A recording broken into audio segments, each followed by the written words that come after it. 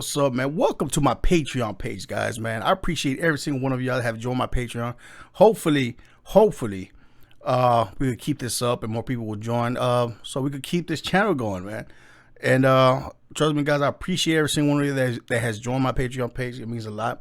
You are the first to join if you're watching this this first video that I'm about to post.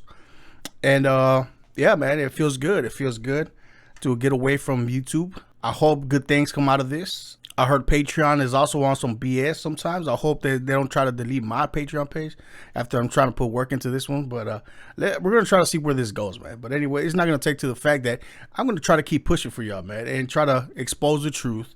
But anyway, you know, chit-chatting, let's get to today's episode. Today, we're going to expose the Hollywood industry once again, man. I mean, there's a big story going on right now. I mean, it's such a big story that it's not even mainstream yet, if y'all get my drift. Something big is happening right now. A child actor has came out recently, exposing the Hollywood industry. Big surprise, huh? Now, I hope we don't have another Isaac Cappy in our hands here, man. R.I.P. Cappy for exposing these peds in the industry. So this child actor, has posted a video on his YouTube. This is his first video, guys. He only has one video on this YouTube channel. The only way you could find this video if you go to his Instagram page, and I'm pretty sure most of y'all know who this guy is, because he is indeed Alfalfa from the Little Rascals, man. Yeah, so let me put up his okay, so this is his Instagram. His name is Bug Hall. All right, he's a child actor of the Little Rascals, and he barely posts a new YouTube video, and he named it Bug Hall Recovering from Hollywood Pedophilia. Bam. So he's exposing what happened to him as a child actor with these pedos, man. And I mean, it just bugs me how many people think that the Hollywood industry is so, that it's just another conspiracy, that there's nothing really sinister in this industry, man. And it's more proof right here. Now let's look at his bio right here. Buck Hall. He has 27,000 followers on Instagram. Self-canceled rascal. So he canceled himself because he's exposing the truth. Patriarch to the 2-4 ladies, medieval moralist, death penalty to pedophiles. This is his bio. All right, I like that. Niceness is overrated. The social kingship of Christ. He's religious now. But you know, chit-chatting, guys. Let's watch this video. See what he's talking about. First of all, why did it take me this long to publicly say anything about it? At first, it was mainly because I didn't want to turn this into a sideshow. I didn't want to use this as an opportunity for publicity, and no, he knows why. He's gonna get canceled. If I did ever come out and talk about this, I wanted to just tell the truth, and the truth actually took some time for me to work out. So here we are 5-6 months later. This is the longest 5-6 months that I've gone without working since I was 8 years old. I've just taken the time to... The longest 5-6 months since he's been working. So he got exiled from Hollywood. Talk to a lot of people that I consider wise. Some good friends of mine. Mm-hmm.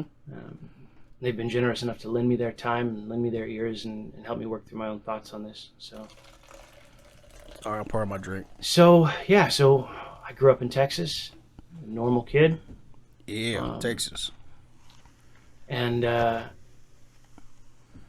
what very few people, nobody at the time certainly knew, was that my biological father had been sexually abusing me for a long time. For a few years. He eventually went to prison for those same crimes against someone else's kid. And I just went on with my life. You've been abused his whole life. And then Steven Spielberg was casting for a movie called Little Rascals. Some of you might have seen it. Steven Spielberg. And as you know, I got the job. I had never auditioned for a movie before. I had a big open call. I grew up watching the original Our Gang, and I had a pretty good Alfalfa impersonation, and I cut my rat's tail off. It was the early 90s. And I went in and got the job. So I remember at the time, even kind of consciously, I remember thinking, like, I felt liberated. I felt like I had been removed from, the kind of horrors or the emotional distraught I had over where I was and what I had been through. And that grew exponentially as the process went on. After trying to really listen to what he's saying, man. Table reads and the wardrobe fittings and weeks of rehearsal, my excitement just continued to grow and grow and grow. And I remember the very first day of filming. I still have this crystal clear memory. I remember strutting into my honey wagon, which is a big trailer with all the smaller trailer cubicles, for the actors to get dressed in, and it all just felt right. I remember being like, this is exactly where I'm supposed to be, and everyone was so kind and so generous, and I walked to set, the second AD or third AD, whoever it was, rushed me to set. And the first scene we were filming was... AD, assistant director? The scene where me and Travis, Spanky, stole the washing machine engine for the go-kart, for the Blur 2. I remember that. And so I'm in like overalls or whatever, and they put us in the little laundry room, and they close the door, and they start filling it up with bubbles, right? They put in this big tube, and it's just pumping bubbles in. Suds are filling up to here. And I just remember right then, very consciously, just being so overwhelmed with joy. And I remember thinking, this is what I'm going to do the rest of my life. This is all I want to do. I want to just be right here. And that never faded. That's still how I feel about my work. Whether it's acting or writing or my work as a development executive. So you I stayed in love the business. storytelling. But shortly after that day, a week, 2 weeks, I don't really know exactly how long, two men from that set began sexually abusing me. And I've thought a lot about that. Mind you guys, that this is just his story, guys. You know how many kids were casted on that movie? A lot. This is disturbing, guys. I thought a lot It about shows you how these predators have some sort of sixth sense for vulnerable kids, right? Or predators of other kinds, having a sixth sense for just vulnerable people. And damn. I remember feeling very angry. I still remember really being consciously aware of the fact that, at least how I perceived it at the time, 8 years old, that somebody wasn't protecting me. That I was supposed to be protected. You got thrown in a cesspool of pedos, man. And that went on. Especially with Spielberg. The abuse went on from movie to movie, from project Whoa. to project. For whoa, man. His abuse didn't end at one movie, man. It was throughout his whole childhood acting career. You can't just say that swiftly, man. Now, the thing that I have grief about it, I mean, this is his story, right? I don't want to put nothing, at least he's coming out, man. But I wonder if he's going to name anybody, which I doubt it. Because the last person that was naming people, R.I.P. Cappy, he was off top, man. He was killed. He was murdered, man. They threw him off a bridge and they claimed it was suicide. After a couple days before, he made a video saying that he wasn't suicidal, that he knows that people are coming after him. He exposed Steven Spielberg, which is the director of this movie as well, that he was a pedo. And Steven Spielberg, Corey, both Corys, Corey Holmes, and um, they were abused by Steven Spielberg as well. And I wonder if Spielberg is the one that abused him because he was the leading actor. I'm pretty sure Steven Spielberg is the one that likes to touch on the leading actors, man. I mean, he wants first dibs on them, and it's pretty messed up, guys. Yeah, maybe one movie set there was probably one producers that some producers that were sick. No, man, movie to movie to movie. At every single movie set, he was being sexually abused as a little kid. Now y'all tell me that this pedal wood is a conspiracy. Yeah, disturbing. Quite a few years after that, and it's something that I've only spoken about with a handful of people over the years. But eventually, I did what I think all children who are victims of sexual abuse, or I guess any kind of abuse, what I've noticed, the pattern that I've noticed is that they tend to find some sort of alt group of some sort, a group that looks dangerous, a group that's welcoming to anyone. So for me, for some people it's the goth or the punk rock or the metal groups or whatever. For me, it was kind of I started hanging around with the crew. A lot of these guys are sort of old biker guys, and I just kind of gravitated in that direction. For a long time, I was under the impression that my alcoholism and drug use were a kind of self-medication. Years later, when I was trying to work through this stuff, I am not so sure of that anymore. Now it kind of looks to me more like the process by which I was seeking protection. The price was to do the things that these people do, to be part of the group, and the group drinks and does drugs, and you just want to be part of that safety net, right? That safe environment. And so I got rowdy and for a lot of years I had what people would call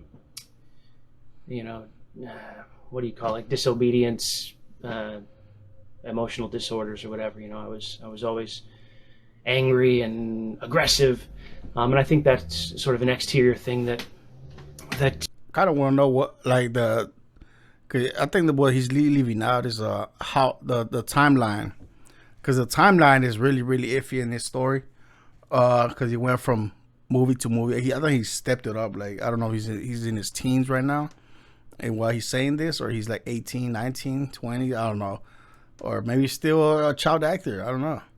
But he leaves out the age. Kids like I was. Kids, okay. Adopted. So, flash forward, the abuse stopped once I adopted that sort of exterior disposition. I guess I so he was no longer seen as an easy target. But the drug use and the alcoholism continued for a long time. I eventually got sober when I was 24. I was sober for 6 years with no issues of any kind. But I was also realizing that I had a lot of contradictions, moral contradictions in my behavior. Mm-hmm. And that was eating at me for a long time. It was really hard for me to work that out. As anyone that deals with substance abuse or alcoholism, resentment is pretty much the death of your sobriety.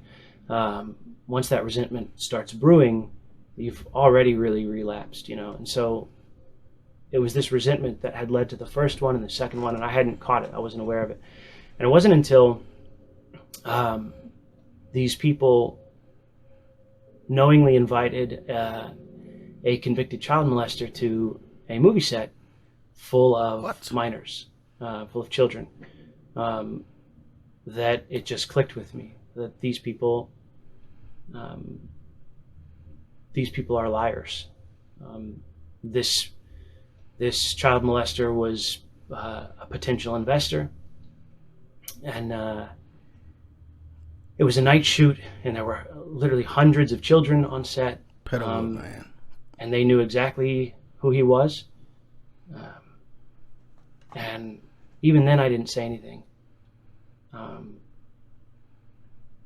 didn't do anything about it. This is I him became already growing up. very angry. So that anger went on for a good year. I still didn't act on it. I just festered.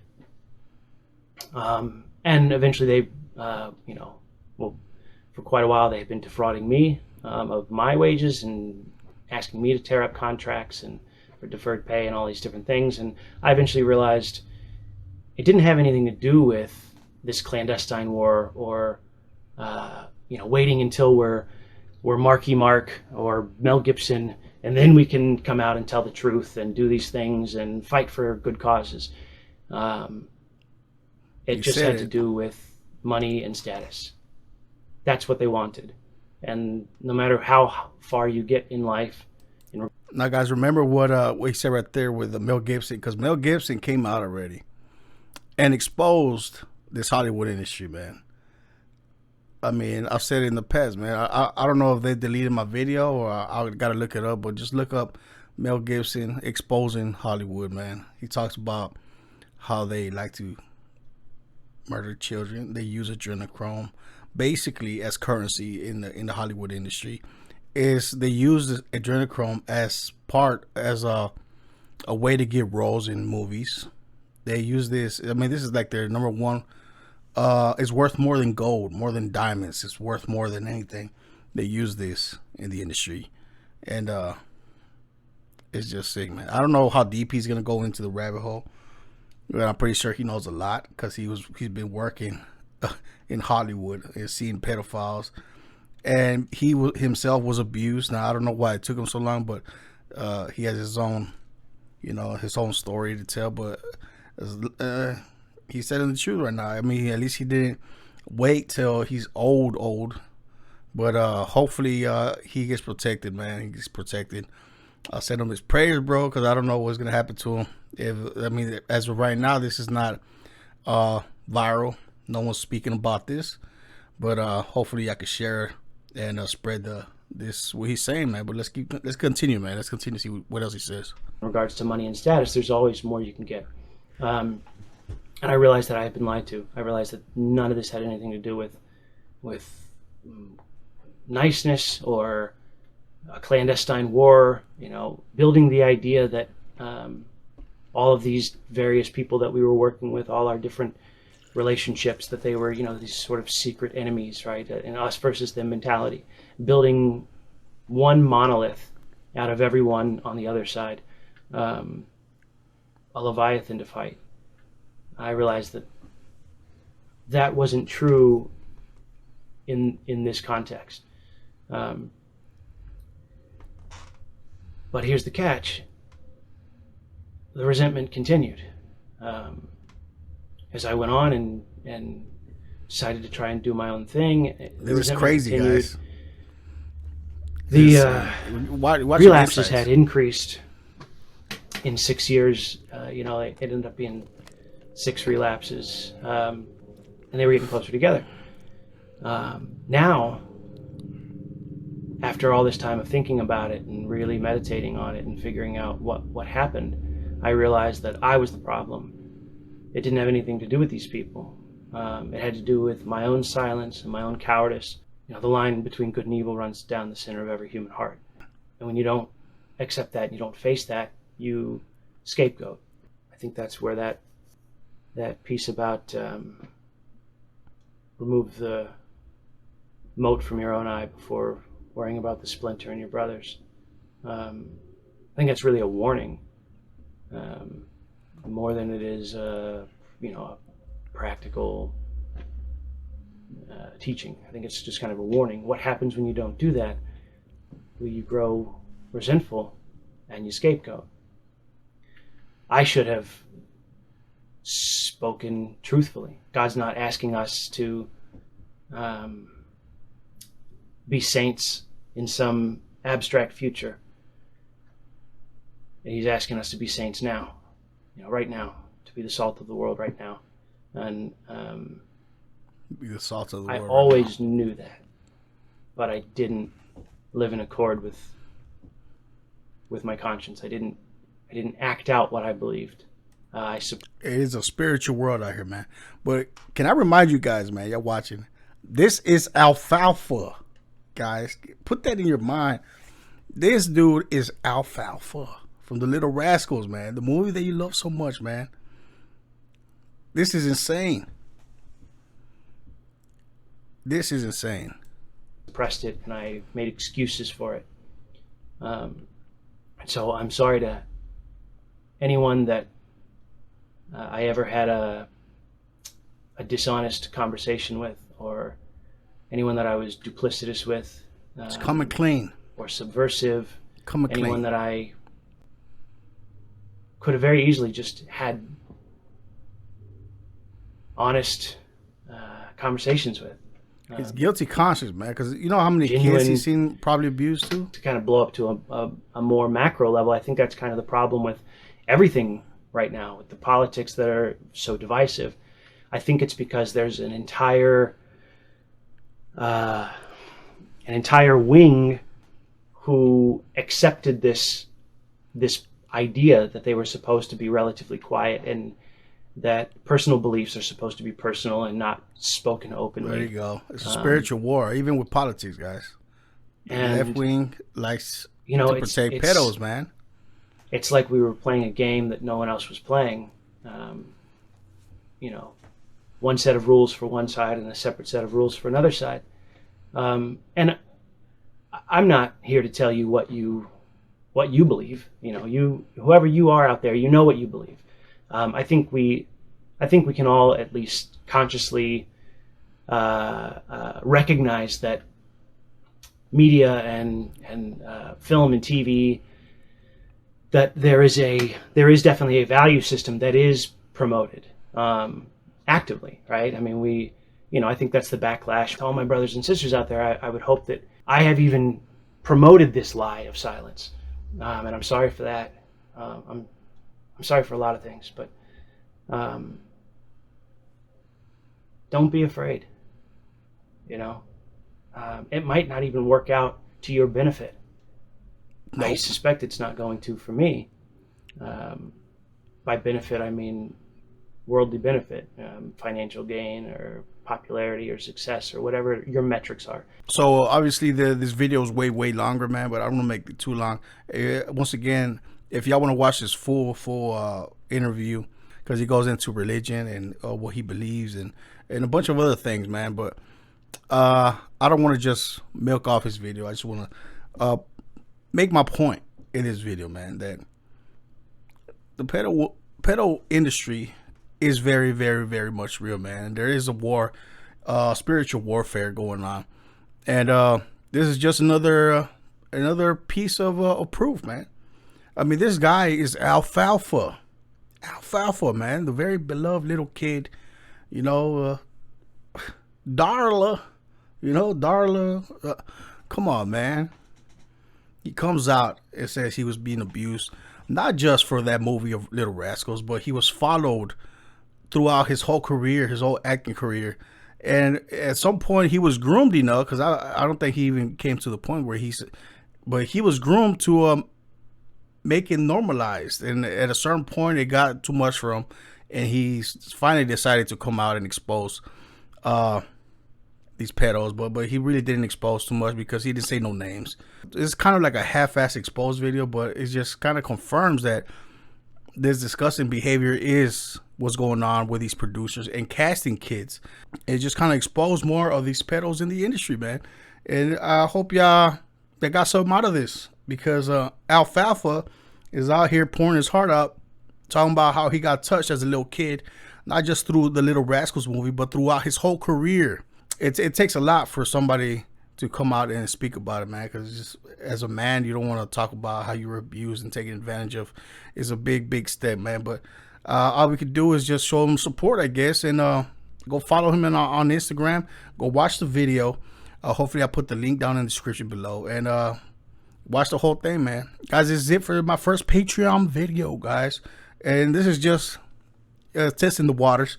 But I will keep posting more and more better videos, guys. For once again, I thank y'all for your support, guys. It really means a lot. It's gonna help me expose better videos uncensored, because this video will most likely be deleted from regular YouTube. But I will probably you know what I'm gonna do to get people to come watch this one? I'll probably do like a little teaser clip so people come. Hopefully they don't get mad. But anyway, thank y'all for watching. This is MOE for the 713. I'm gonna see y'all on the next one, man. Bam.